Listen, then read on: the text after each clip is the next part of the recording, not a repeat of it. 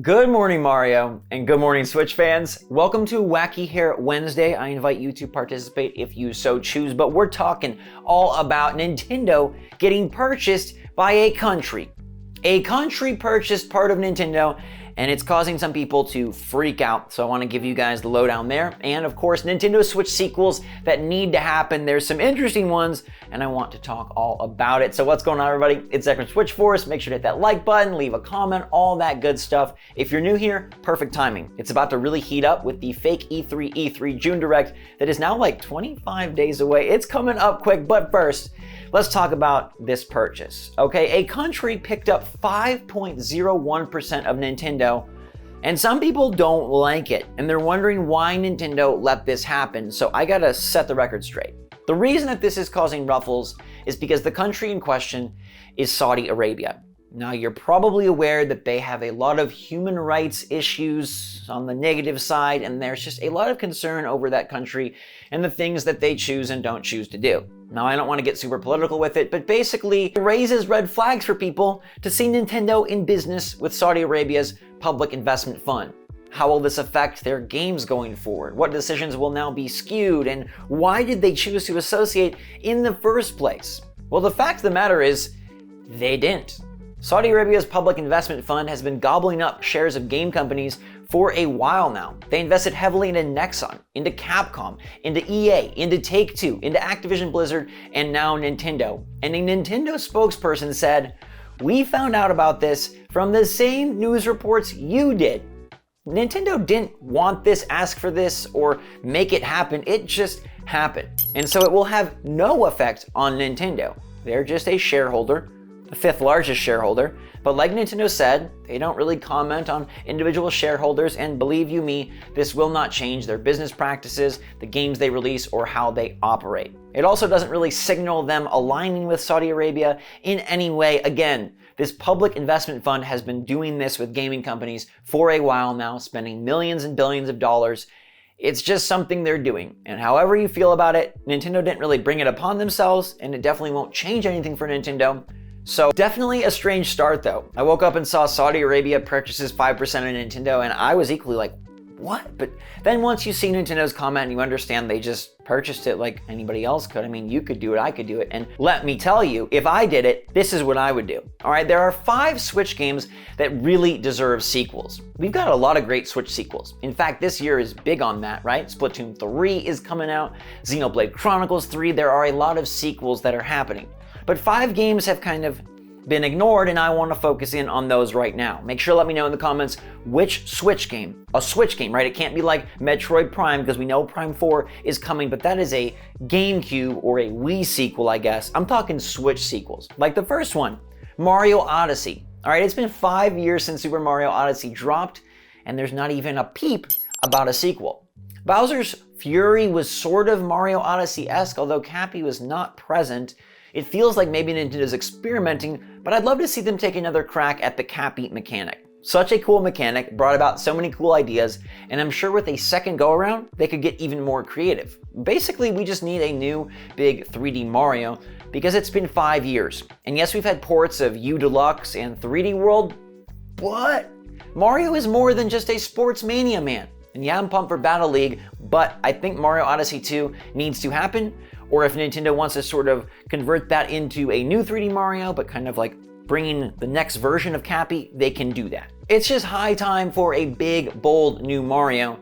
And this is not the only Mario game on this list. Next, we go to another early Switch era release, Snipper Clips, Cut It Out Together, which did get sort of like a sort of 1.5. There was DLC Snipper Clips Plus that did expand upon the antics of the cute little paperclip characters. But I think it's time to take that idea to the next level, either with a brand spanking new set of puzzles or more of a story-based adventure. I think there's so much cool stuff that's happening in that game.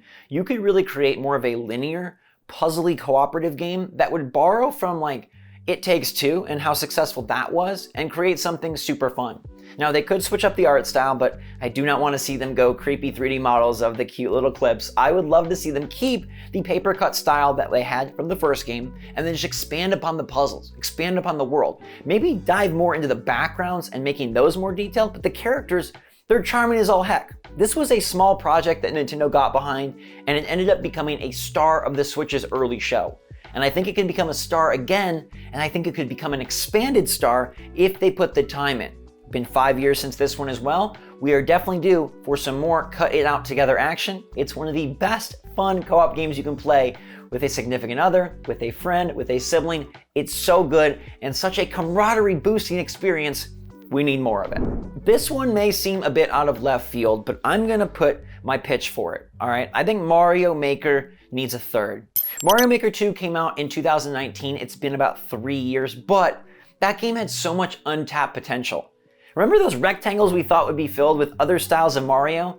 And then they were left mysteriously blank. I think everybody thought they'd do DLC for the game, and they didn't. But they unlocked so much greatness with Mario Maker 2. The single player campaign was amazing. Those levels were so creative and so fun to play through. And then you could go online and download a boatload of others, plus play it cooperatively. For the first time online, 2D Mario working together, it was really good. And I feel like they just let it fizzle. I feel like they didn't support it as much as the first game, and I feel like maybe that lack of support indicates ideation of another game. Maybe there's a Mario Maker 3 waiting in the wings, since it is a popular IP for Nintendo, kind of a diversion from main Mario, from Sports Mario. It's in between Mario, and one that I think deserves to live on. I feel like they could expand upon the ideas already there, boost up the single player storyline to make kind of a 2D Mario that also has the creation elements. We haven't had a new 2D Mario since Mario Maker 2, so I'm all for that. And I feel like there's more you can do with cooperative competitive play. You probably could even get some unique modes that challenge players and bring about a new level of multiplayer antics. And then, of course, so many more styles. You could bring in enemies and elements from Mario Odyssey, still keep it 2D, but just really get creative and crafty with new styles, new enemies, new pieces, and ways to really expand upon the idea that started with Mario Maker, evolved with Mario Maker 2, and then felt like it just fell off a cliff.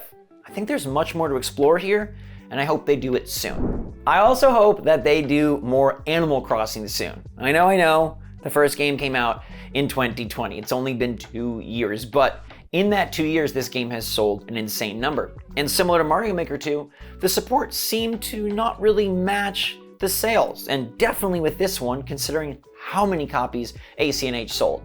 We need another Animal Crossing on the Switch. And even though Nintendo's past says, hey, they do one per system, it would be really great to get another major AC.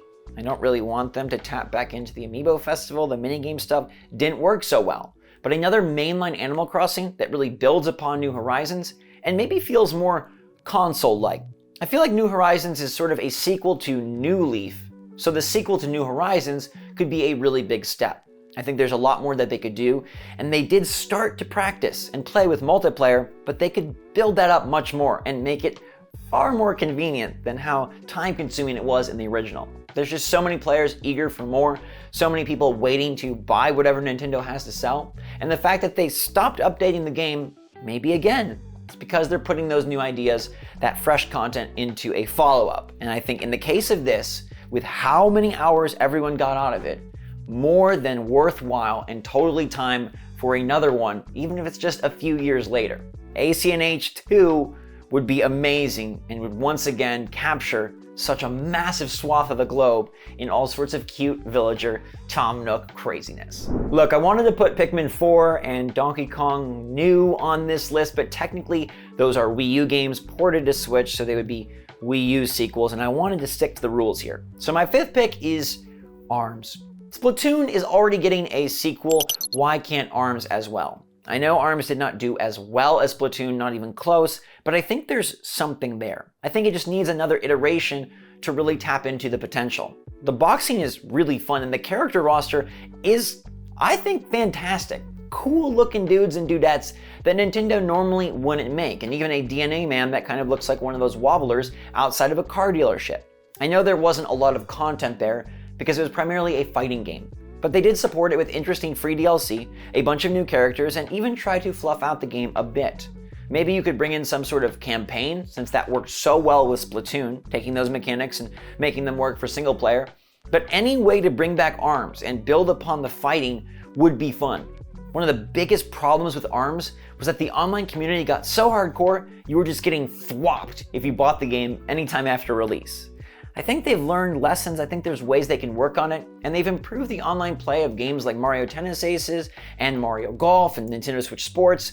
I think they could find a way to make this more fun, build out the content, and make it feel like a worthwhile package that tries to take a new IP to another level.